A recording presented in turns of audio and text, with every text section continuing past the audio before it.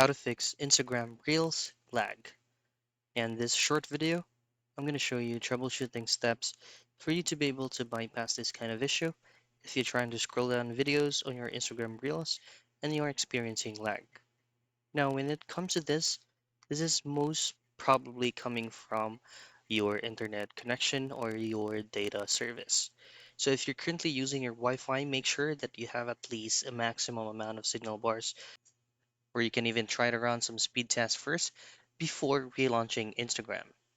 And for your mobile data, if you're using it, ensure that you have enough amount of megabytes or load so that you can run it smoothly.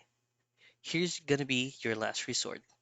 Tap and hold on your Instagram icon from the app, and then hit on this I option here so that you'll be redirected into app info. From here, scroll down once again, and then under usage, go to storage. Now from storage, you can do both like clear data and clear cache. Do not worry on doing this because it will not ruin your Instagram account. It will just refresh the application itself. And that's it.